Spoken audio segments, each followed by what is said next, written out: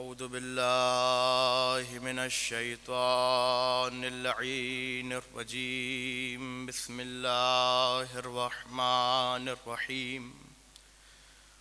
الحمد لله على ما أنعم وله الشكر على ما ألهم والثناء بما قدم من عموم نعم ابتدأها وسبوغ آلاء أسداها وتمام منن والاها. جمع عن الإحصاء عددها ونأى عن الجزاء أمدها وتفاوت عن الإدراك أبدها وندبهم لاستزادتها بالشكر لاتصالها واستحمد إلى الخلائق بإجزالها والثنى بالندب إلى أمثالها. ثم الصلاة والسلام والتحية والإكرام على صاحب السكينة والمدفون بالمدينة والمنصور المؤيد الذي اسمه في السماوات أحمد وفي الأرضين أبو القاسم محمد.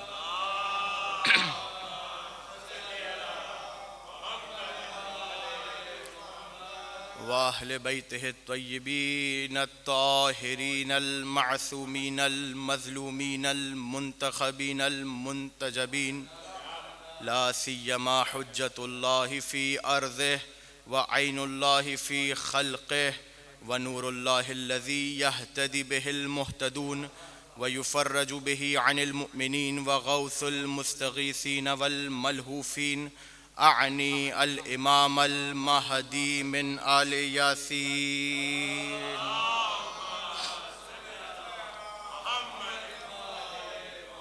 واللعنة الدائمة على أعدائهم ومنكري فضائلهم وغاصبي حقوقهم والشاكين في أمورهم أجمعين من الآن إلى قيام يوم الدين. أما بعد فقد وقال الله سبحانه وتعالى في محكم كتابه المبين: بسم الله الرحمن الرحيم. وتمت كلمة ربك صدقا وعدلا. صلوات پڑھیں محمد.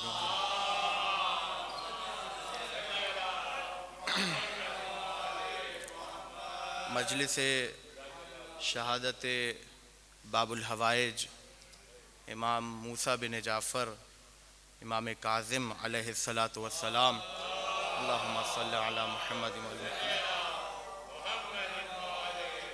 اس مجلس اعزا کے لیے جس آیہ وافی ہدایہ کو سرنامہ سخن قرار دیا گیا، سورہ انعام کی 115ویں آیت ہے، اور اس سے پہلے کہ آیت پر گفتگو ہو، اس سے پہلے یہ بات جاننا ضروری ہے کہ پروردگار عالم نے اپنی خلق کو، اپنی مخلوقات کو بنا کر اور خلق کر کے چھوڑ نہیں دیا، بلکہ تقاضا یہ کیا کہ اس کی مخلوقات ہر لحظہ، ہر لمحہ اس خالق حقیقی سے مربوط رہیں، اس خالق حقیقی سے جڑی رہیں. لیکن سوال یہ پیدا ہوتا ہے کہ پروردگار تو مبرہ ہے، منزہ ہے اس سے کہ یہ آنکھیں تجھے دیکھ سکیں، یہ کان تجھے سن سکیں، یہ ہاتھ تجھے چھو سکیں.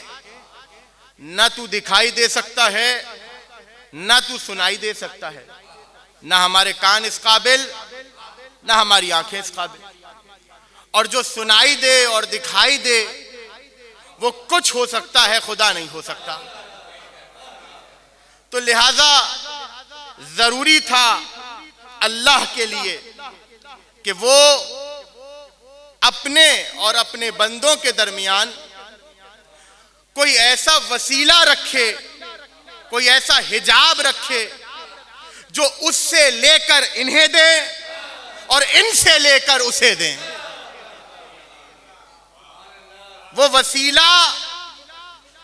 وسیلہ ضرورت ہماری ہے، اللہ کو ضرورت نہیں ہے، ہماری ضرورت ہے، اس لیے کہ اللہ کو کسی سے تھوڑی مربوط ہونا ہے، اللہ کو تھوڑی کسی سے جڑنا ہے. اللہ تو منزہ ہے، اللہ تو مبرہ ہے، اس کی توحید اور اس کی حدود لامحدود ہیں، لہذا ضروری تھا بندوں کے لیے. اس لیے قرآن میں کہا وَابْتَغُوا إِلَيْهِ الْوَسِيلَةَ، اس کی طرف وسیلہ تلاش کرو. یہ تلاش کرو بتا رہا ہے کہ وسیلہ ڈھونڈنا ہے، بنانا نہیں ہے.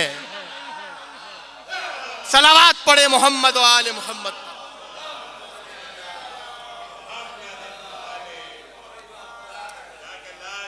تو اب جب وہ اپنے بندوں سے مربوط ہو رہا ہے اور اپنے بندوں کو اپنی طرف متوجہ کر رہا ہے، اپنے بندوں کی عبادتوں کے ذریعے اپنے بندوں سے قریب ہو رہا ہے، تو ضروری ہے کہ پروردگار انتظام ایسا کرے کہ جو لام متناہی ہو اور اس قدر مضبوط اور مستحکم ہو کہ کوئی طاقت دنیا کی اسے ہلا نہ سکے، اسے کمزور نہ کر سکے.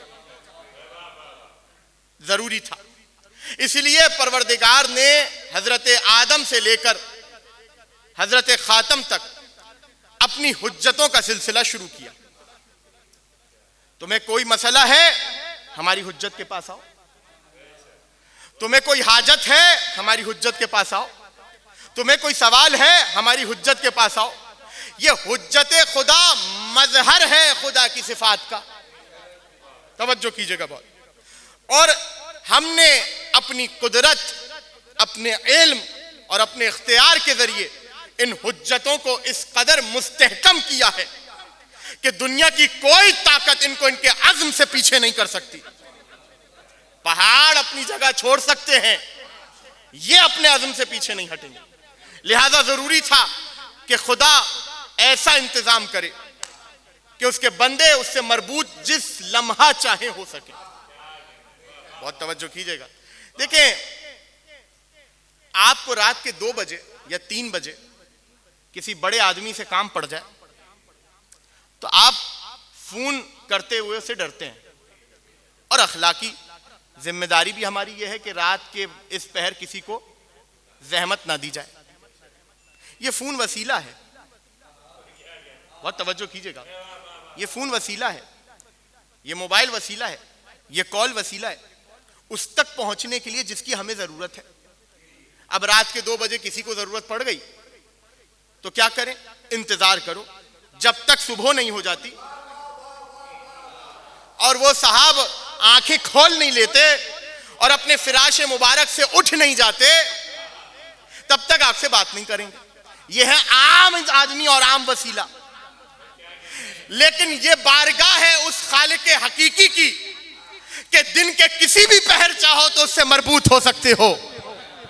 اور اب جملہ آپ کے حوالے کر رہا ہوں، دن کے کسی بھی پہر چاہو، رات کے کسی بھی پہر چاہو اپنے خالق حقیقی سے مربوط ہو سکتے ہو.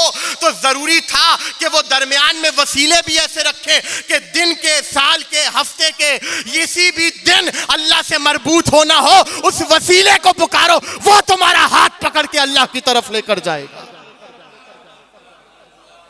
وہ تمہارا ہاتھ پکڑ کے اللہ کی طرف لے کر. اسی لیے فرمایا وَتَمَّتْ كَلِمَتُ رَبِّكَ، اے میرے حبیب، اور لوگوں سے مخاطب ہوا کہ آپ کے رب کا، میں جان بوجھ کے ابھی ترجمہ نہیں کروں، آپ کے رب کا کلمہ مکمل ہوا، تمام ہوا، صدقاً و عدلا، سچائی کے اعتبار سے اور عدل کے اعتبار سے. آپ کے رب کا کلمہ تمام ہے، یعنی اس میں کوئی کمی نہیں ہے، نہ کمی ہے نہ کوئی زیادتی ہے.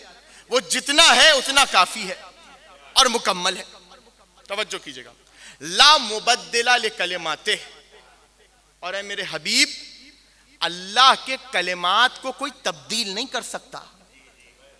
لا مبدل لکلماتہ، کوئی اس کے کلمات کو تبدیل نہیں کر سکتا.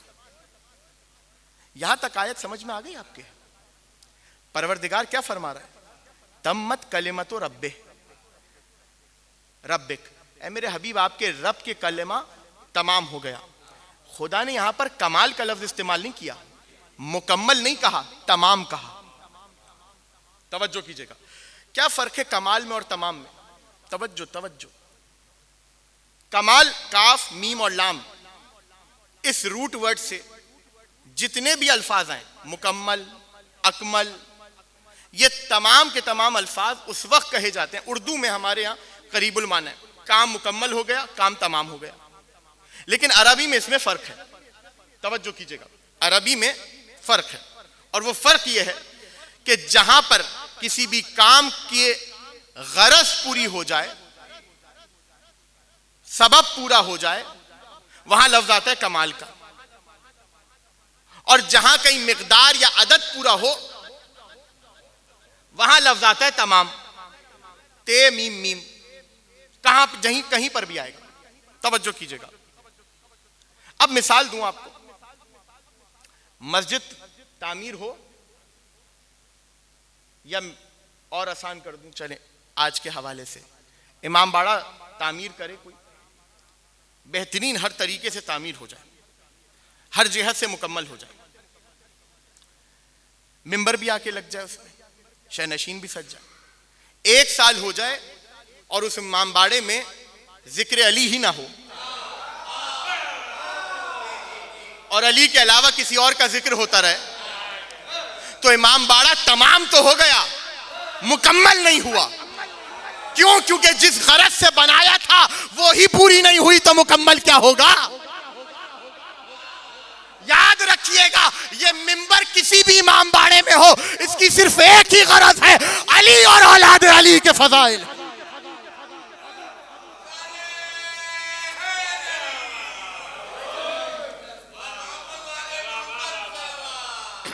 اللہم صلی علی محمد و آل محمد.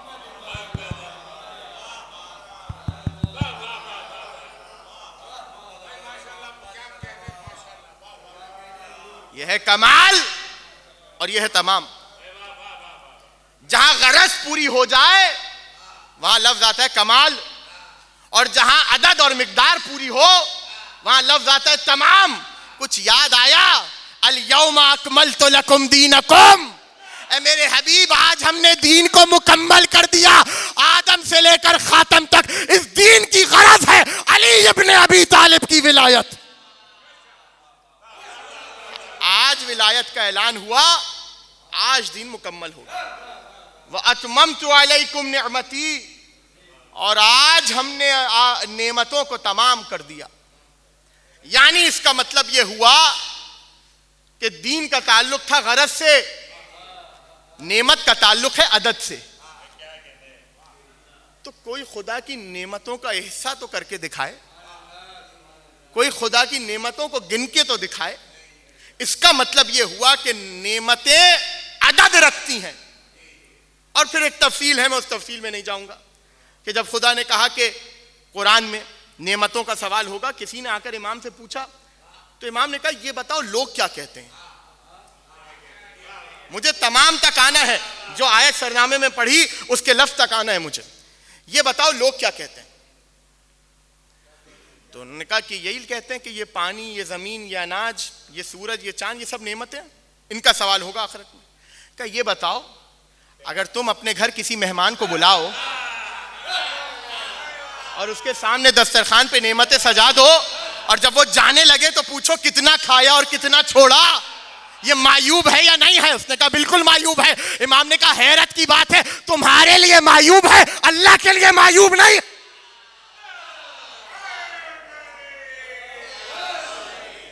مولا وہ نعمتیں کیا ہیں؟ امام نے فرمایا اللہ کی اپنے بندوں پر نعمت کوئی اور نہیں بلکہ اولاد علی ائمہ معصومین ہے, کوئی اور.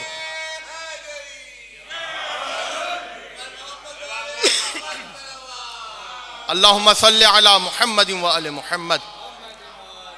بھئی اتنی ٹھنڈی صلوات تو نہ پڑھیں. اللہم صلی علی محمد و آل محمد. یہ ہے لفظ تمام. غدیر میں صرف علی کی ولایت کا اعلان نہیں کیا رسول نے, علی کے بعد آنے والے ہر امام کا اعلان بھی کیا. یہ فرمایا کہ میرے بعد 12 خلیفہ ہوں گے, اولہم علی و آخرہم القائم, پہلے علی ہوں گے آخری قائم ہوں گے. نعمتیں تمام ہو رہی ہیں, نعمتیں تمام ہو رہی ہیں. اب آپ نے غور کیا لفظ تمہ جہاں پر آ جائے, تے میم میم, مقدار پوری ہوتی ہے, عدد پورا ہوتا ہے. توجہ, مقدار اور عدد پورے ہوتے ہیں. تو اب آئیے اس آیت کی طرف. وَتَمَّتْ کَلِمَتُ رَبِّكَ, میرے حبیب آپ کے رب کے کلمات تمام ہوئے, صدقاً و عدلا, سچائی کے اعتبار سے بھی اور عدل کے اعتبار سے بھی. میں نے روکا تھا ترجمہ, آپ کے رب کا کلمہ تمام ہوا. توجہ توجہ, رب کا کلمہ تمام ہوا. کیا مطلب ہے رب کا کلمہ تمام ہوا؟ اب ظاہر ہے ترجمہ کرنے والوں کی مجبوری تھی, اب پوری تفسیر تو لکھ نہیں سکتے تھے, تو انہوں نے لکھا کہ کلمے سے مراد ہے بات, قول. رب کا قول مکمل ہو گیا اور اس میں کسی قسم کی کمی یا زیادتی کی کوئی گنجائش نہیں, یہ پورا ہے. ٹھیک ہے, یہاں تک بات کو تسلیم کرتے ہیں. لیکن سوال یہ کرنا چاہتا ہوں, جس کے ذہن میں تمہید ہے وہ اس جملے کو سمجھے گا کہ کلمے سے کیا مراد ہے؟ لفظ. توجہ کیجئے گا, بہت توجہ کیجئے گا. ذرا سی علمی بات ہے, لیکن مجھے اس بات کا یقین ہے کہ جو مجمع میرے سامنے بیٹھا ہے وہ اس بات کو ضائع نہیں جانے دے گا. بہت توجہ کیجئے گا. کلمہ کیا ہے؟ لفظ. لفظ کی قسم ہے کلمہ. لفظ دو طرح کا ہوتا ہے, ایک محمل ایک مستعمل. محمل یعنی جس کا کوئی معنی نہ ہو. ٹھیک ہے, ہر وہ چیز جو منہ سے نکل رہی ہے لفظ ہے, لیکن ضروری نہیں کہ ہر لفظ کا معنی ہو. جن کا معنی نہیں وہ محمل, اور جو معنی رکھتے ہیں وہ مستعمل. وہ جو مستعمل ہیں اور اپنا ایک معنی رکھتے ہیں انہیں کہتے ہیں کلمہ. اور پھر عربی زبان میں اور اردو زبان میں کلمے کی تقسیم ہوتی ہے. اسم آتا ہے, فعل آتا ہے اور حرف آتے ہیں. بات مشکل تو نہیں ہو رہی, یہ ہے کلمہ. لیکن سوال یہ پیدا ہوتا ہے کہ خدا نے یہاں کلمے کی بات کیوں کی ہے؟ کیا خدا گرامیٹیکل حوالے سے بات کر رہے ہیں کہ خدا کا کلمہ مکمل ہو گیا؟ توجہ کیجئے گا, تمام ہو گیا, کیونکہ بات تو عدد کی ہے. کلمہ تمام ہونا یعنی عدد کلمہ تمام ہو رہا ہے. توجہ کیجئے گا, بہت توجہ. تو یہاں کلمے سے کیا مراد ہے؟ کلمہ میں نے آپ کو بتا دیا. اب مثال کے طور پر یہ میں اتنی جو آپ سے گفتگو کر رہا ہوں, اتنی جو آپ سے بات کر رہا ہوں, یہ ہے کلام. اور کلام بنتا تب ہے جب کلمہ ہو. کچھ کہنا چاہ رہا ہوں, توجہ توجہ. کلام بن نہیں سکتا جب تک کلمہ نہ ہو.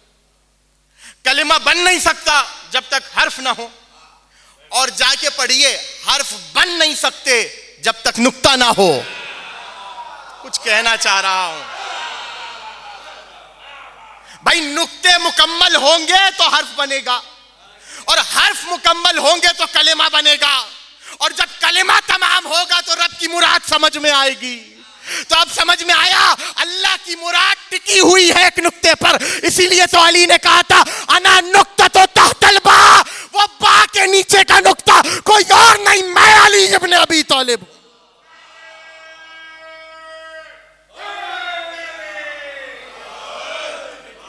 بہت آہستہ آہستہ آگے بڑھوں گا.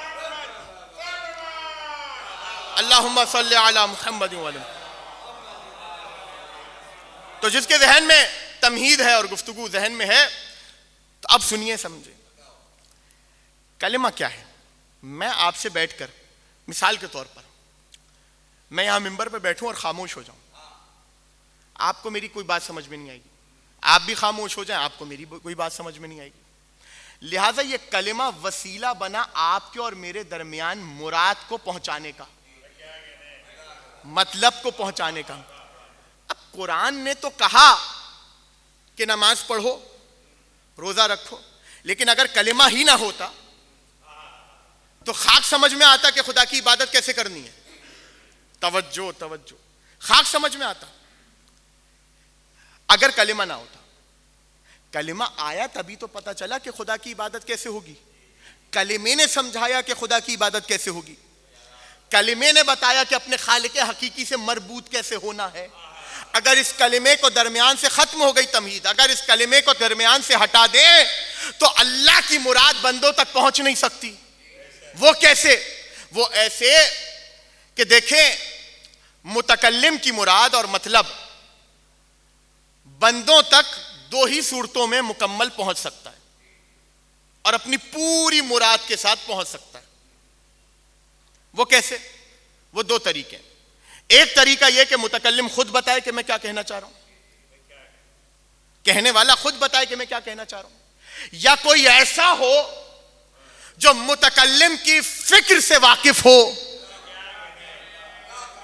وہ جانتا ہو کہ یہاں پر اس کی مراد کیا ہے۔ تو بندے تو خود محتاج ہے بھائی کہ اللہ کی مراد کو سمجھے۔ اس کا مطلب درمیان میں کوئی ایسے کلمے ہیں جو اللہ کی مراد اور مطلب تک لوگوں کو پہنچاتے ہیں۔ اسی لیے تو معصوم نے فرمایا نحنو کلمت اللہ، اللہ کے وہ کلمے ہم چہارتا معصومین۔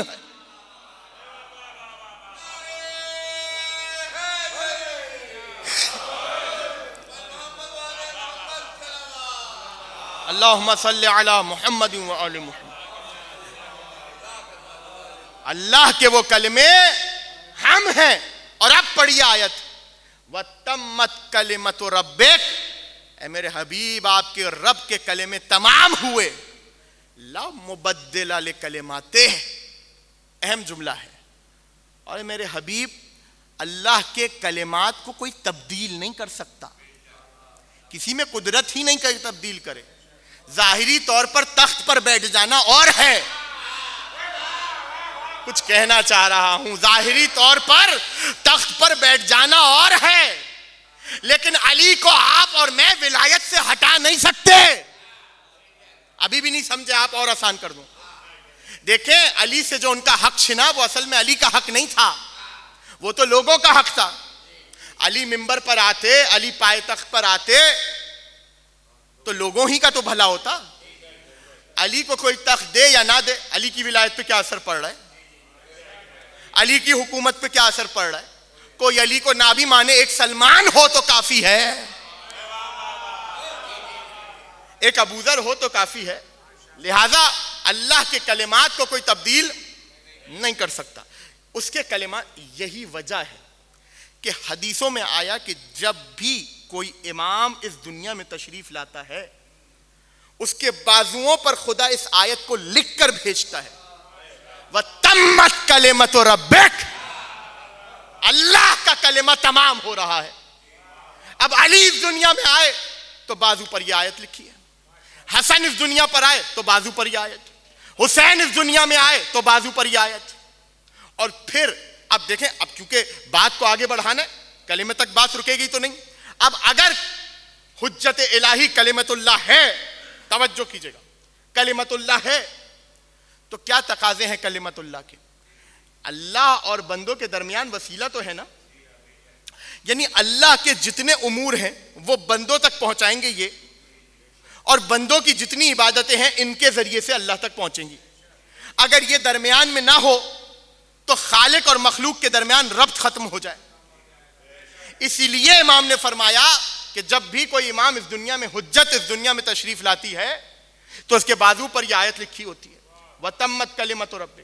اور پھر اس کے بعد عجیب جملہ کہا امام نے فرمایا اِذَا تَرَعْرَعَ، جب وہ امام اس زمین پر قدم رکھتا ہے، نُصِبَ لَهُ عَمُودٌ مِّن نُور مِّنَ السَّمَاءِ إِلَى الْأَرْضِ، اللہ اس کے لیے، اس حجت خدا کے لیے نور کا ایک ستون نصب کرتا ہے جو زمین سے لے کر آسمان تک ہوتا ہے۔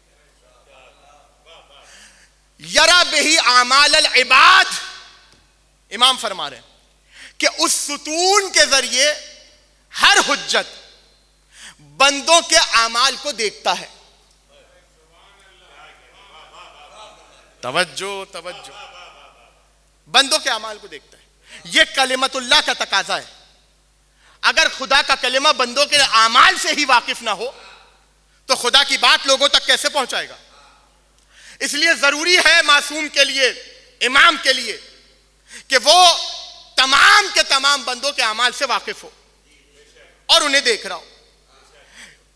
اور یہاں تک بات رکی نہیں، امام نے اور آگے فرمایا، امام نے فرمایا ان اللہ اکرم و احکم و اجل و اعلم من ان یکون یحتج علی عبادہ بحجۃ ثم یغیب عنہ شیئا من امورہم. امام فرما رہے ہیں کہ سنو، اللہ اس سے بہت بلند ہے، بہت کریم ہے، بہت احکم ہے، بہت بڑا ہے. اس سے کیا مطلب؟ کہ وہ اپنے بندوں کے اوپر اپنی حجت کے ذریعے حجت تو تمام کرے اور اس حجت سے اپنے بندوں کے امور کو چھپا دے. ایک شخص آیا آپ کے اور میرے چھٹے امام، امام جعفر صادق علیہ الصلوۃ والسلام، اللہم صلی علی محمد. دیکھیں مجھے آنا ہے اپنی منزل کی طرف، لہذا یہ تمام باتیں اس منزل کے لیے ہو رہی ہیں. تو امام سے اس نے سوال کیا اسی بارے میں کہ کیا ایسا ہو سکتا ہے کہ خدا حجت کے ذریعے اپنی حجت کو تمام کرے اور اس حجت سے ان بندوں کے تمام امور کو پوشیدہ کر دے؟ امام نے کہا خود بتاؤ کیا یہ ہو سکتا ہے؟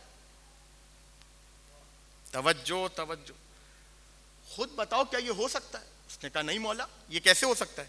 ایک طرف خدا ایک بندے کو نصب کر رہا ہے کہ وہ لوگوں کے امور بھی دیکھے اور اسی سے لوگوں کے امور چھپا دے. تو امام نے کہا اگر کوئی یہ عقیدہ رکھے کہ خدا نے اپنی حجت کو نصب کیا اور اس سے امور انسانی کو چھپا دیا تو اس نے اللہ کے اوپر بہت بڑا بہتان باندھا ہے. کیوں بہتان باندھا؟ اس لیے کہ اللہ نے حجت تو تمام کی لیکن ہدایت کا کوئی سامان ہی نہیں کیا. ہدایت رک جائے گی اس سے. اگر بندوں کے امور حجت الہی سے پوشیدہ کر دے خدا تو ہدایت ہی رک جائے گی. اور ایک جگہ امام نے فرمایا کہ یغیب عنہ شیئا من اخبار السماء والارض. اور یاد رکھو جب خدا حجت تمام کرنے کے لیے اپنی حجت کو نصب کرتا ہے تو زمین و آسمان کی تمام خبریں اس کے اوپر ظاہر کرتا ہے، چھپاتا نہیں ہے، ظاہر کرتا ہے. اور اگر یہ ظاہر نہ ہو، اب مثال کے طور پر رسول کے پاس کوئی آ رہا ہے اور آ کر کہہ رہا ہے یا رسول اللہ میں ایمان لے آیا، اور رسول کو معلوم ہی نہ ہو کہ اس کے دل میں کیا ہے، تو حجت کیسے تمام ہوگی؟ ابھی بھی بہت سے لوگ خاموش ہیں. اور آسان کر دوں، دیکھیں رسول کے لیے حجت کو تمام کرنے کے لیے یہ جاننا ضروری ہے کہ جو رسول کے سامنے آ رہا ہے وہ منافق ہے یا مومن ہے. توجہ توجہ. اس لیے امام نے فرمایا مسلسل حدیثیں آپ کے حوالے کر رہا ہوں. امام نے فرمایا کہ ان لنعرف الرجل اذا رأیناہ بحقیقت الایمان و حقیقت النفاق. ہم جب بھی کسی بندے کو دیکھتے ہیں نا ہمیں پتہ چل جاتا ہے کہ یہ ایمان میں کیسا ہے اور نفاق میں کیسا ہے. کچھ کہنا چاہ رہا ہوں. اب آیا ایک شخص آپ کے اور میرے مولا امیر المومنین علی ابن ابی طالب کے پاس، اللہم صلی علی محمد. آپ کی صلوات بتا رہی ہے کہ آپ تھک گئے ہیں.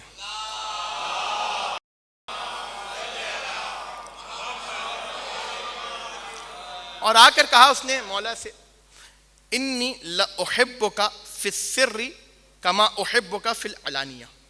اے علی میں آپ سے باطنی طور پر بھی اتنی ہی محبت کرتا ہوں جتنی اعلانیہ طور پر کرتا ہوں. روایت کا جملہ ہے فنکت امیر المومنین بعود بیدہ یا فی یدہ. امیر المومنین نے کے ہاتھ میں ایک لکڑی تھی. امیر المومنین نے اس سے زمین پر مارا اور آسمان کی طرف دیکھا اور اس کے چہرے کی طرف دیکھ کر کہا کذبتا، جھوٹ بولتا ہے. ابھی بھی نہیں سمجھے آپ، جھوٹ بولتا ہے. اس نے کہا مولا آپ کیسے کہہ رہے ہیں جھوٹ بولتا ہے؟ کہا کہ میں نے ان چہروں میں تیرا چہرہ تلاش کیا اور ان ناموں میں تیرا نام تلاش کیا، نہ مجھے کہیں تیرا چہرہ نظر آیا اپنے چاہنے والوں میں، نہ تیرا نام نظر آیا. اور پھر علی نے فرمایا سن اور یاد رکھ کہ میں نے رسول سے سنا ہے کہ اللہ نے ہماری ولایت کا میثاق، ہماری امامت کا میثاق لیا تھا. نہ خارج ہونے والا اس سے خارج ہو سکتا ہے، نہ داخل ہونے والا اس میں داخل ہو سکتا ہے. جو شیعہ ہے قیامت تک شیعہ ہے، جو دشمن ہے قیامت تک دشمن ہے.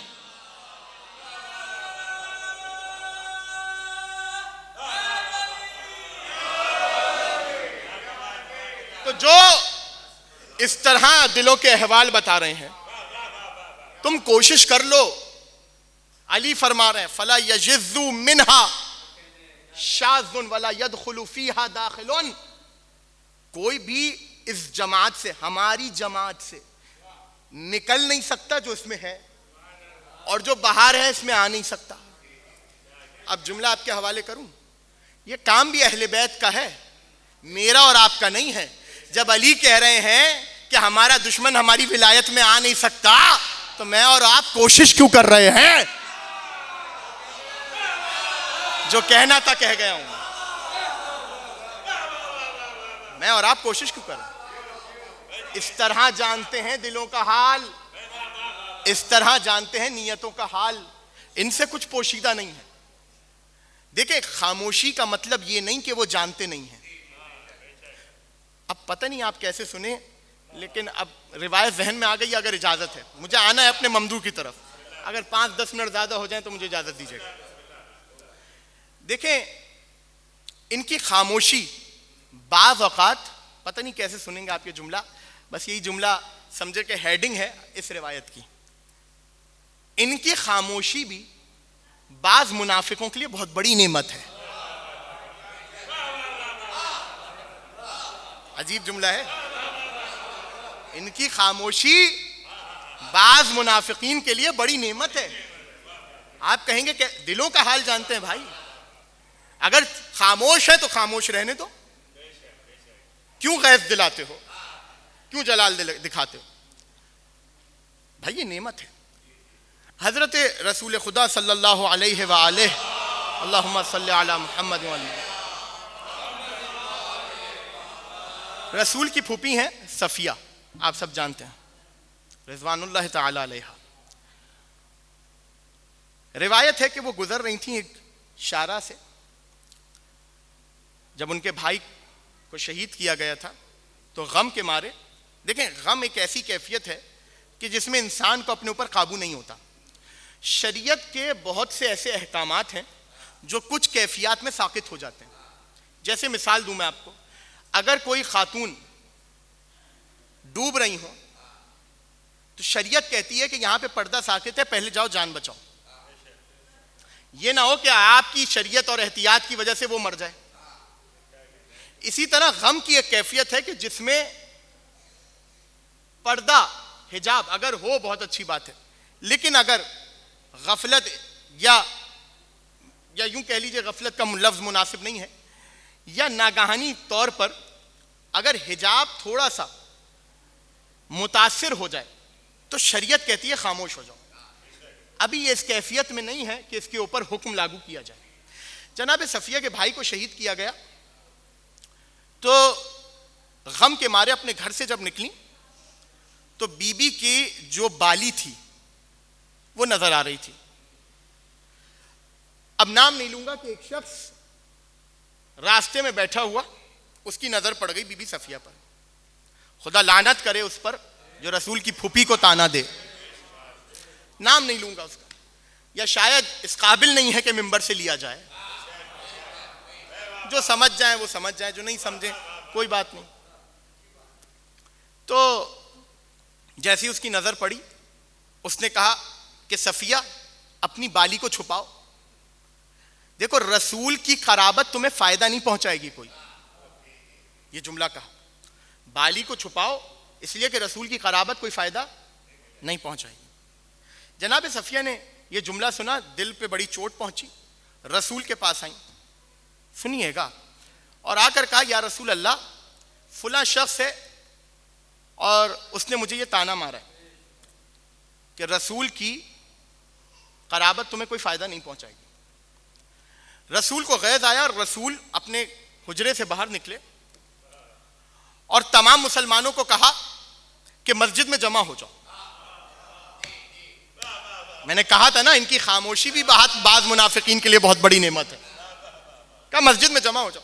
سب مسجد میں جمع ہو گئے, کھچا کھچ مسجد بھر گئی. اور رسول نے دیکھ کر کہا کہ سنو, اللہ نے مجھے یہ علم دیا ہے کہ میں بتا سکتا ہوں کہ تم میں سے کون کس باپ سے مشہور ہے اور اصل میں کس باپ کا ہے؟ لوگ حیران تھے کہ اچانک رسول کو کیا ہوا. یہ اچانک محفل میں کچھ منافقین بیٹھے تھے جنہیں علم رسول پہ شک تھا. ایک کھڑا ہوا تو یا رسول اللہ بتائیے میرے باپ کا نام کیا ہے؟ رسول نے کہا تو جس باپ سے مشہور ہے اس کا نہیں بلکہ کسی اور کا بیٹا ہے. پھر کوئی دوسرا کھڑا ہوا, رسول نے کہا تو جس باپ سے مشہور ہے اس باپ کا نہیں کسی اور باپ کا ہے. مجھے معاف کیجئے گا اگر چوٹ لگے کسی کے دل پر, لیکن روایت کا جملہ ہے. یہ کہنے کے بعد رسول نے مجمع کو دیکھ کر کہا اب وہ تو اٹھے جس کو لگتا ہے کہ میری قرابت کوئی فائدہ نہیں پہنچا.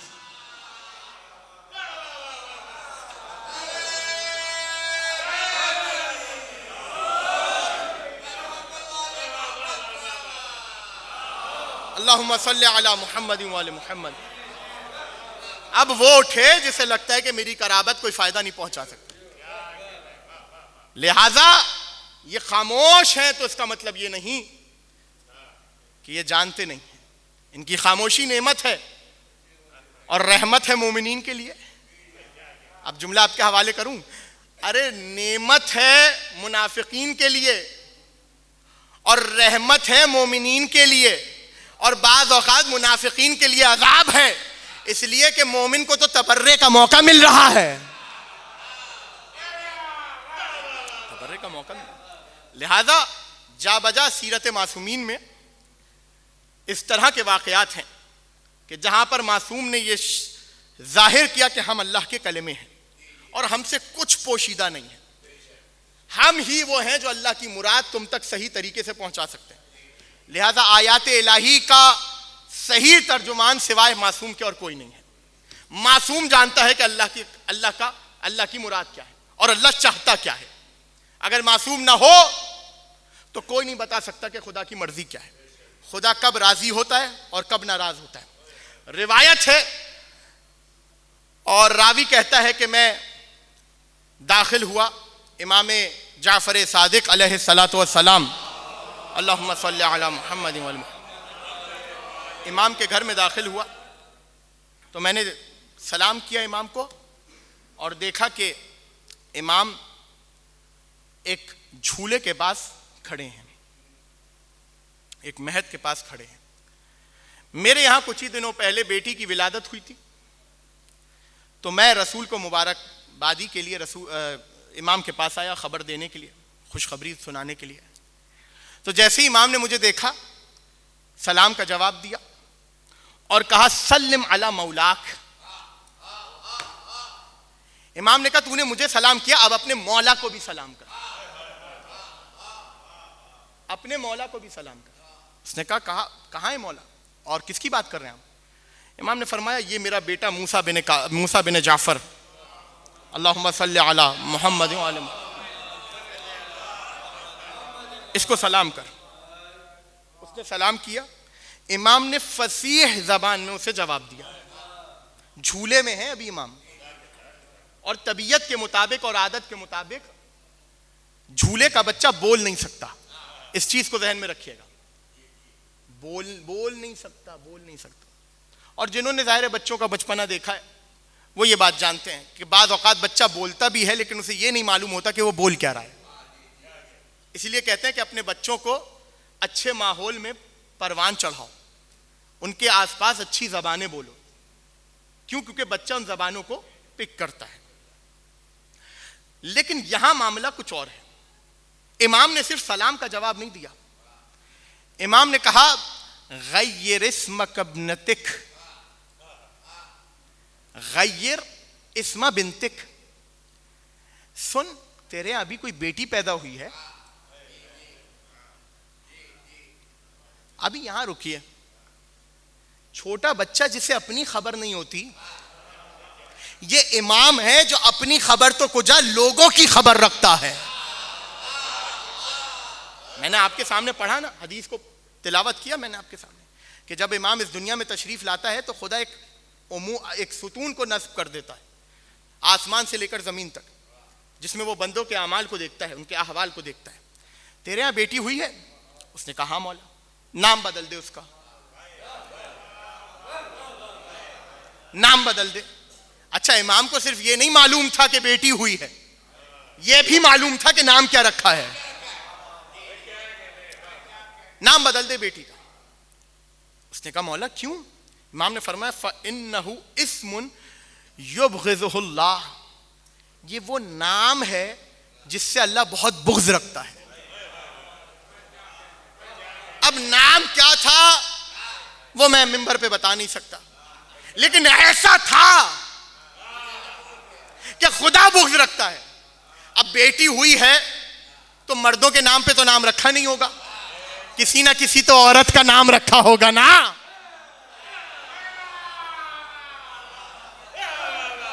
امام نے کہا نام بدل دے. یہ نام اللہ کو بڑا غضبناک ہے, اللہ بڑا غضب کرتا ہے اس نام سے. اب جملہ آپ کے حوالے کر رہا ہوں, ضائع نہ ہونے دیجیے گا. امام نے بتایا تم آتے ہو اور یہ کہتے ہو برا نہ کیجئے, انہوں نے جو بھی کیا, جب اہل بیت نے کچھ نہیں کہا تو ہم کیوں کچھ کہیں. امام نے بتایا اما جن کے نام کو خدا پسند نہیں کرتا وجود کو کیا خاک پسند کرے گا.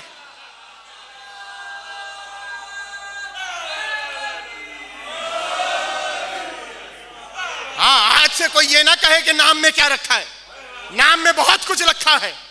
امام اپنے دشمنوں کے ناموں کو پسند نہیں کرتے, امام اپنے دشمنوں کے ناموں کو پسند نہیں کرتے. گہوارے میں ہیں لیکن اس کے باوجود اچھا آپ خود غور کریں, اگر امام کچھ نہ کہتے اسے, امام کا چاہنے والا بے دہانی میں نام رکھ دیا, جاہل تھا, جہل کے عالم میں اس نے نام رکھ دیا.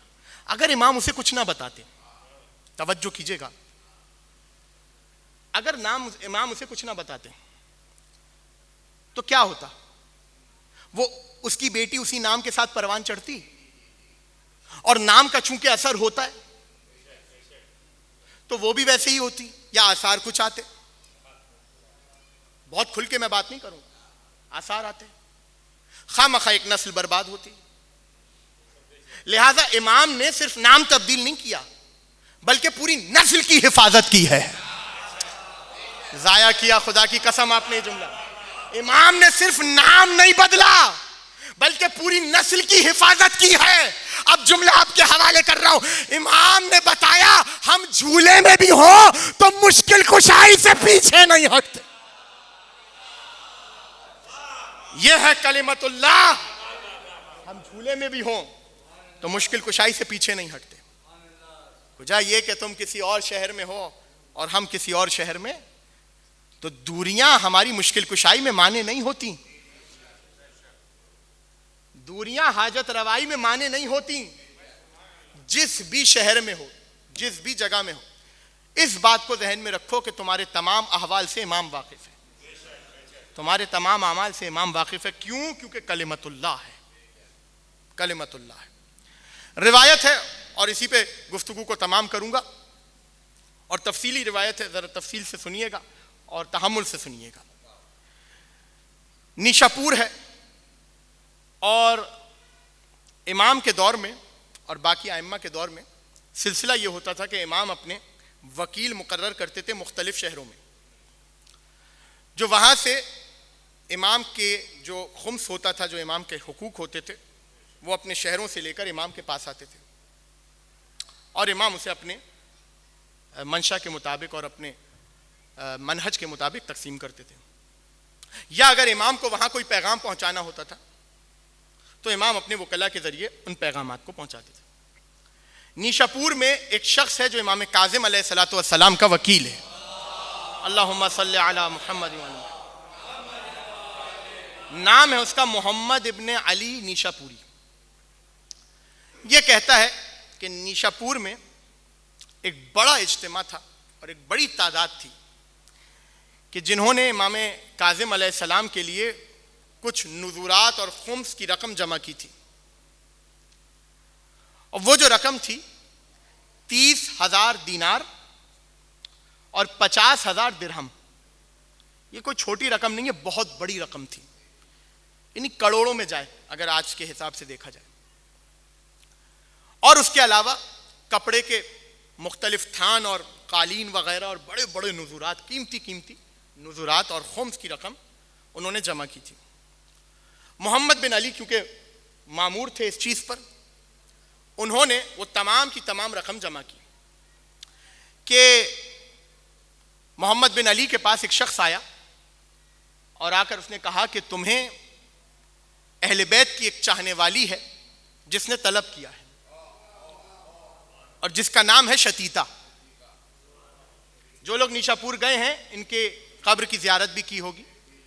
بی بی شتیتا, شین توئیں یہ توئیں اور آگے گول ہاں, یہ بچوں کے لیے عرض کیا. بی بی شتیتا محب اہل بیت آئے محمد بن علی اور آ کر جناب شتیتا کے پاس حاضر ہوئے. تو جناب شتیتا نے 1 درہم اور ایک اپنے ہاتھوں سے سیا ہوا زیر جامہ اس کے حوالے کیا. اس زیر جامے کی قیمت بہت سے بہت 4 درہم ہوگی, یہ روایات میں لکھا. یعنی کل 5 درہم کی مالیت کا سامان اس نے محمد بن علی کے حوالے کیا کہ یہ میری طرف سے امام کو دے دینا. اب محمد ابن علی کبھی اس قیمت کو دیکھے, کبھی شتیتا کو دیکھے, اور رہا ہی نہیں گیا, اس کے منہ سے نکل گئی بات. اس نے کہا شتیتا تم جانتی ہو میرے پاس کتنی رقم ہے اور کتنے نذورات ہیں؟ 30,000 دینار اور 50,000 درہم, اور اس کے علاوہ مختلف کپڑوں کے, قیمتی کپڑوں کے تھان اور قیمتی قالین امام کی خدمت میں پیش کرنے کے لیے جا رہا ہوں. کہاں وہ 30,000 دینار اور 50,000 درہم, اور کہاں تمہارا یہ 1 درہم اور یہ ایک چھوٹا سا زیر جامہ؟ میں کیسے امام کے سامنے رکھوں گا؟ اس نے یہ جملہ تو کہہ دیا, لیکن شاید اس چیز سے واقف نہیں تھا کہ امام تعداد کو نہیں دیکھتا, نیت کو دیکھتا ہے. تو جناب شتیتا نے کہا کہ محمد ابن علی کم ہو یا زیادہ ہو, خدا حق سے شرماتا نہیں ہے. یہ لوگوں کا خاصہ ہے, سرکار بہت کم ہے, کیسے آپ کے سامنے پیش کروں؟ اما یہ امام کی بارگاہ ہے, یہاں تمہاری نیت دیکھی جائے گی, کمیت دیکھی نہیں جائے گی. کیفیت امام دیکھتا ہے, حق سے خدا نہیں شرماتا, کم ہو یا زیادہ ہو.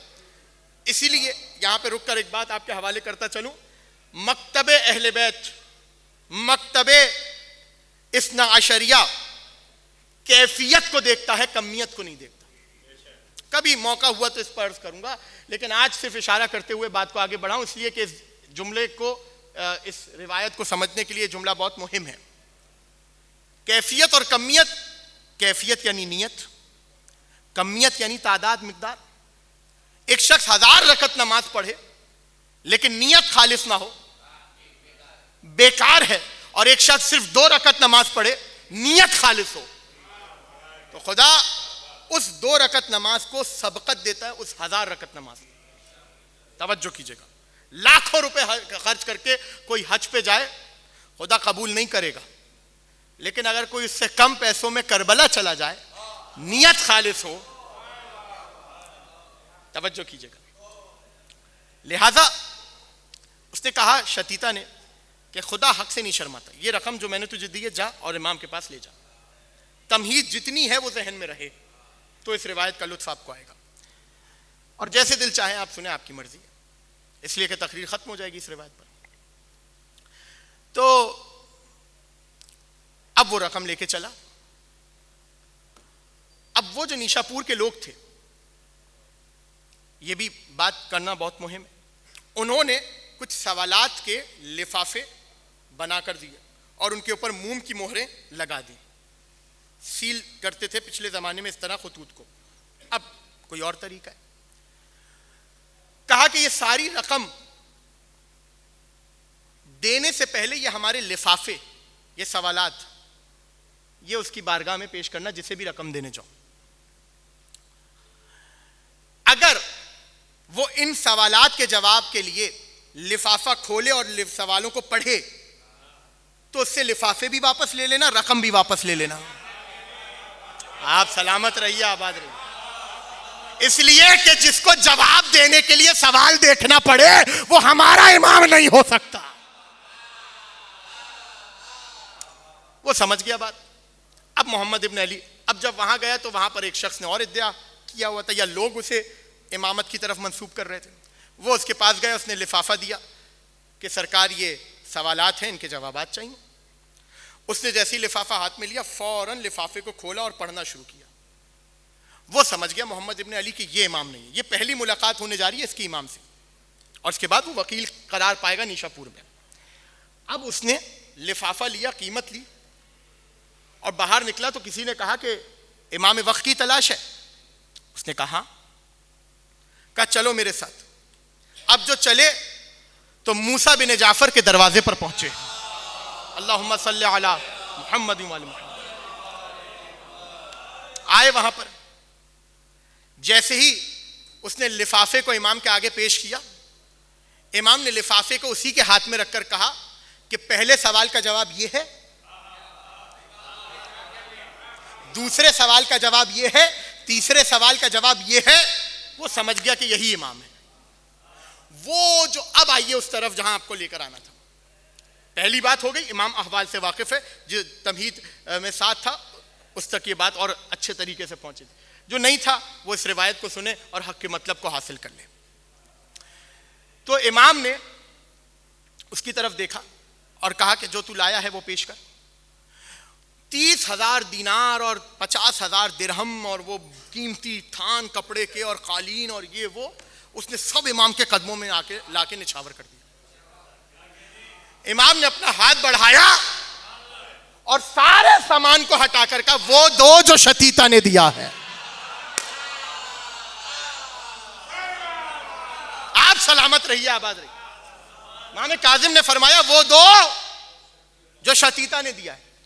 مولا وہ تو بہت کم ہے. تو کہا کہ خدا حق سے شرماتا نہیں ہے، وہ ہمیں دو. اس نے دیا اور امام نے فرمایا کہ یہ سارا جو سامان ہے نا، یہ اپنے ساتھ واپس لے کر جاؤ اور جو جس کا تھا اس کے اتنا لوٹا دو، اور یہ ہماری طرف سے 40 درہم لے جاؤ، اور ایک کرتا ہے جو ہماری بہن نے سیا ہے، ہماری بہن نے سیا ہے، یہ شتیتا کی خدمت میں پیش کرنا. یہ دونوں چیزیں، اور اس سے کہنا کہ یہ جو 40 درہم ہیں ان میں سے 16 درہم وہ اپنے لیے خرچ کرے اور بقیہ کو صدقہ کر دے. اور اس سے کہنا کہ اے شتیتا، جب میں نیشا پور پہنچوں گا، یعنی محمد ابن علی، جب اے محمد ابن علی تو نیشا پور پہنچے گا، شتیتا سے کہنا کہ تو 19 دن اور زندہ رہے گی، 19 دن بعد تو مر جائے گی. اور سن، کفن کا بندوبست مت کرنا. سنیے جملہ، اور کتنی کریم ذات ہے آپ کے اور میرے امام کی. امام نے کہا شتیتا سے کہنا کہ میں کاظم خود تمہیں دفنانے کے لیے اور کفن پہنانے کے لیے آؤں، میں آ کے تمہاری نماز جنازہ پڑھوں گا. وہ سارا سامان لے کے پہنچا. اب جس کے ذہن میں ساری باتیں ہیں توجہ سے سنیں. راستے بھر سوچتا رہا اتنا سارا سامان امام نے کیوں ریجیکٹ کر دیا، کیوں امام نے رد کر دیا، کیوں واپس کروا دیا. جیسے ہی واپس پہنچا تو اسے پتا چلا یہ جتنا سامان اس کے پاس تھا اور جس نے بھی دیا تھا وہ سب شیعت کو چھوڑ چکے ہیں. تو امام نے مال واپس کر کے کہا کہ اگر تم ہمارے دین پر نہیں ہو تو ہمیں تمہارے مال کی بھی کوئی ضرورت نہیں ہے. مجھے نہیں معلوم یہ جملہ آپ کیسے سنیں گے، جملہ آپ کے حوالے کر رہا ہوں. یاد رکھیے گا امام کو اسی کا مال چاہیے جو ان سے محبت کرتا ہو. اب چاہے امام ظاہری طور پر لے یا امام باڑے کی صورت میں کوئی مال آئے، ہمیں وہی مال چاہیے جو مال شیعہ کا ہو. دشمن اہل بیت کا مال ہمیں نہیں چاہیے، ضرورت نہیں ہے. سارا مال واپس کر دیا اور شتیتا کے پاس آیا. ساری امانت شتیتا کو دی، جو امام نے کہا تھا وہ بتایا اور کہا کہ تو 19 دن زندہ رہی. 19 دن گزرے، جناب شتیتا اس دنیا سے رخصت ہوئی. یہاں جناب شتیتا کا انتقال ہوا، وہاں امام نیشا پور میں داخل ہوئے با اجازت امامت. نماز جنازہ پڑھائی. محمد بن علی کہہ رہا تھا میں فرتے حیرت میں تھا کہ اتنی جلدی امام مدینے سے یہاں کیسے آ گئے، کہ امام نے میری حیرت اور میری پریشانی اور تعجب کو دیکھ کر شناخت کیا اور کہا کہ محمد ابن علی سنو. عجیب جملہ کہا امام نے. انا ومن یجری مجرایا من الائمہ لا بد لنا من حضور جنائزکم فی ای بلد کنتم. توجہ توجہ توجہ. ختم ہو رہی ہے تقریر. کہا کہ اے محمد ابن علی ہمارے شیعوں تک یہ بات پہنچا دینا کہ ہم ائمہ کے لیے مجھ پر اور ہم ائمہ پر یہ ضروری ہے کہ تم میں سے کوئی کسی بھی شہر میں ہو ہم تمہارے جنازے میں حاضر ہوں. ہم تمہارے جنازے میں حاضر ہوں. روایت نے لکھا کہ بڑی شان سے شتیتا کا جنازہ اٹھا, اس لیے کہ نماز جنازہ پڑھانے والا کوئی اور نہیں خود امام موسیٰ کاظم تھے. لیکن میں ہاتھوں کو جوڑ کے کہوں گا مولا اپنے محبوں کے جنازے میں آنے والے آپ کا جنازہ 3 دن پل بغداد پر پڑا رہے گا. ختم ہو گئی عزیزو تقریر. آپ نے گریہ کیا, مولا آپ کو کوئی غم نہ دے سوائے غم اہل بیت کے. ختم ہو گئی تقریر. نہ ہوتی اگر شب شہادت تو تفصیلی مصائب نہ پڑھتا, لیکن اگر آج نہ پڑھوں تو کب پڑھوں وہ مصیبتیں جو آپ کے اور میرے امام پر گزری ہیں. مختلف ہٹکندوں سے ہارون رشید نے امام کو ستانے کی کوششیں کی. ایک دن منصوبہ بنایا کہ افریقہ کے جنگلات سے کچھ ایسے لوگ لے کر آؤ کہ جن کا دین دنیا سے کوئی لینا دینا نہ ہو, جنہیں خدا, نبی, قرآن کسی کے بارے میں کچھ نہ پتا ہو. ان کو بلایا گیا. ہارون رشید نے ان سے سوال کیے, بتاؤ تمہارا خدا کون ہے؟ جس کے ذہن میں تمہید ہے نا, امام کا لقب ہے باب الحوائج, مشکل کشا ہے آپ کا اور میرا 7واں مولا. ہارون رشید کہتا ہے بتاؤ تمہارا خدا کون ہے؟ تو انہوں نے کہا کہ یہ خدا کیا ہوتا ہے؟ کہا نبی کون ہے؟ کہا یہ نبی کیا ہوتا ہے؟ کہا قرآن کیا ہے؟ کہا ہمیں نہیں معلوم اس چیز کے بارے میں. تو اس نے اپنے غلاموں سے کہا کہ تم بالکل ٹھیک انسان لوگوں کو پکڑ کے لائے, ان کو روز شرابیں پلاؤ اور ان کے ہاتھ میں تلواریں دے دو, اور ایک لکڑی کا مجسمہ جس کے اوپر چادر ڈلی ہو ان کے سامنے پیش کرو اور ان سے کہو کہ اس کو ماریں. وہ شراب کے نشے میں ماریں گے. روز تمرین کرواتا تھا, روز مشق کرواتا تھا. جب انہیں اس چیز کی عادت ہو گئی تو اب اس نے اپنے غلاموں کو کہا کہ آج مجسمہ نہ لانا, آج موسیٰ بن جعفر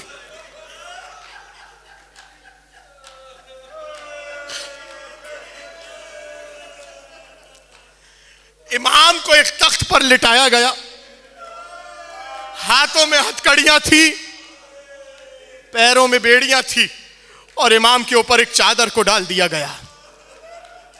جیسے ہی وہ تخت ان کے سامنے آیا, نشے میں دھت تھے, اپنی تلواروں کو انہوں نے آسمان کی طرف بلند کیا کہ اب امام کے اوپر چلائیں. یہاں امام نے اپنے چہرے سے چادر کو ہٹایا. جیسے ہی چادر کو ہٹایا ان سب کی تلواریں گر گئیں. ہارون رشید نے کہا کیا ہوا, تمہیں ترس آ گیا, رک کیوں گئے؟ کہ اصل میں بات یہ ہے کہ ہم جن جنگلات میں رہتے ہیں وہاں کبھی کبھی قحط پڑ جاتا تھا اور ہم بہت پریشان ہوتے تھے. ہمیں تو معلوم ہی نہیں تھا کہ خدا کیا ہے, نبی کیا ہے, اور مشکل کے وقت کس کو بلایا جاتا ہے. ایک جوان آتا تھا اور آ کر ہمارے لیے دعا کرتا تھا, خدا اس کے لیے دعا کے سبب بارش کو برساتا تھا. بس یہ سننا تھا. تو ان جوانوں نے رو کر کہا ارے وہ جوان کوئی اور نہیں بلکہ یہی شخص تھا جس کے چہرے پر چادر. اجرکم علی اللہ, خود مصیبتوں میں ہیں لیکن اپنے چاہنے والوں کی مشکل کشائی کرتے ہیں۔ قید خانے ان کو حاجت روائی سے روک نہیں سکتے۔ ہاں عزیزو، لکھا یہ ہے کہ مختلف طریقوں سے امام کو ستایا جاتا تھا، مختلف قید خانوں میں رکھا گیا۔ ایک قید خانہ ایسا آیا کہ ایک مرتبہ امام کا چاہنے والا بغداد آیا اور آ کر اپنے وقت کے امام کو ڈھونڈتا تھا کہ کسی نے خبر دی کہ تمہارا امام قید میں ہے۔ آ کر بیٹھا، زندان کے باہر آ کر بیٹھ گیا۔ دروغہ دیکھتا رہا، پورا دن گزر گیا، وہ شخص بیٹھا رہا۔ رات گزر گئی، وہ شخص بیٹھا رہا۔ نصف شب آئی، دروغہ آگے بڑھا اور آگے بڑھ کے پوچھا بتاؤ تم کسی کو ڈھونڈ رہے ہو؟ کہا اگر جان کی امان ہو تو میں اپنے وقت کے امام کو ڈھونڈ رہا ہوں۔ کہا موسیٰ بن جعفر کو ڈھونڈ رہے ہو؟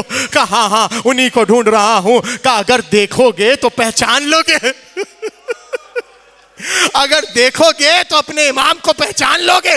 بس یہ سننا تھا تو اس نے رو کر کہا ہاں پہچان لوں گا۔ یہ کہنے کے بعد دروغہ نے روشن دان کو زندان کے کھولا اور کہا اب دیکھ کیا نظر آتا ہے۔ اب جو اس نے دیکھا تو دیکھ کر کہا ارے زمین پر کوئی سفید چادر پڑی ہوئی ہے۔ بس یہ کہنا تھا، اس نے رو کر کہا یہ سفید چادر نہیں، تیرے وقت کا امام۔ اجرکم علی اللہ، اجرکم علی صاحب الزمان۔ آپ بہت گریہ کر رہے ہیں، مولا آپ کو کوئی غم نہ دے سوائے غم حسین کے۔ انہی امام کے بابا نے دعا کرتے ہوئے یہ جملہ کہا تھا اللہم ارحم تلک صرخۃ التی کانت لنا، پروردگار ان چیخوں پر رحمت نازل فرما جو ہماری مصیبت میں بلند ہوتی ہے۔ ہاں عزیزوں، کوئی تھکے گا نہیں، غریب کا ماتم کرنے کے لیے آئے ہیں، اسیر کا ماتم کرنے کے لیے آئے ہیں۔ عزادارو، ہارون رشید کو معلوم ہوا کہ زندانوں میں امام کے ساتھ نرمی کی جاتی ہے۔ اس نے اپنے غلاموں کو جمع کیا، کہا بتاؤ ہم کیا کریں؟ یہ سارے دروغہ امام کی عبادت کو دیکھ کر نرمی کرتے ہیں۔ کہا ایک شخص ہے جس کا نام ہے سندھی بن شاہق، سنا ہے بہت بڑا ظالم ہے، اگر تو اجازت دے تو تیرے محضر میں اسے حاضر کرے۔ کہاں لے کر آؤ۔ سندھی بن شاہق کو لایا گیا اور بتایا گیا، یہ ساری تفصیل اس کو دی گئی۔ اس نے کہا امیر بے فکر رہو، میں وہ ظلم کروں گا کہ دنیا و آخرت میں ایسا ظلم کسی پہ نہ ہوا ہوگا۔ تو ایک مرتبہ زندان بنا، ایسا تاریکی زندان تھا عزیزو، ایسا تاریکی زندان تھا، امام کو زندان میں ڈالا گیا۔ سندھی بن شاہق کی قید میں امام آئے ہیں۔ عزادارو جانتے ہو ہارون رشید کو خوش کرنے کے لیے اس نے کیا کیا؟ ایک مرتبہ آگے بڑھا، تھوڑی سے امام کے چہرے کو اٹھایا اور اپنے ہاتھوں کو فضا میں بلند کیا۔ یہاں تماچا پڑنا تھا۔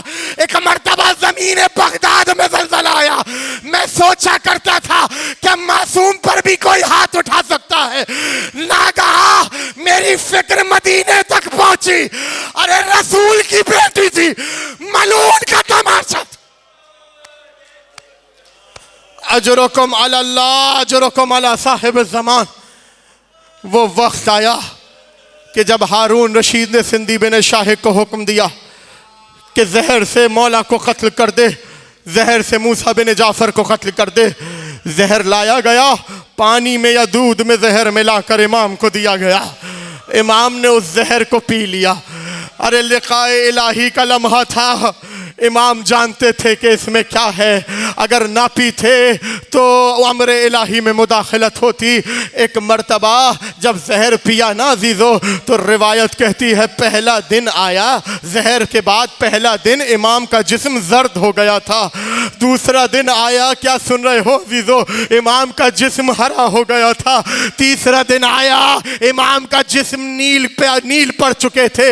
ارے ہارون نے کچھ خرید کر علماء کو بلایا اور بلا کر یہ تحریر لکھوانی تھی کہ ان کے اوپر کوئی ظلم نہیں ہوا، ان کی طبیعت خراب ہے، اگر یہ اس دنیا سے چلے جائیں تو طبعی موت مریں گے۔ ایک مرتبہ علماء آئے، امام کا دہن بند تھا، امام خاموش تھے۔ ایک مرتبہ شدت درد سے امام کی ہتھیلیاں کھل گئی، جیسے ہی ہتھیلیاں کھلی زہر کے آثار ہتھیلیوں پر ظاہر ہوئے۔ علماء نے کہا ان کو زہر دیا گیا ہے۔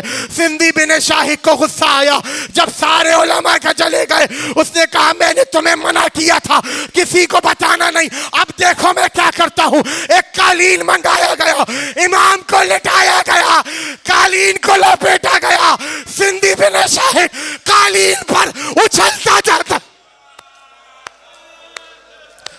اجرکم علی اللہ، اجرکم علی صاحب الزمان. عزیزو یہی وہ لمحہ تھا جب آپ کے اور میرے مولا اس دنیا سے رخصت ہو رہے تھے. اب جو قالین کھولا تو ہتکڑیوں میں، زنجیروں میں میرے مولا کا لاشا تھا. ہارون رشید نے کہا اس لاشے کو پل بغداد پہ لے جا کے پھینک دو.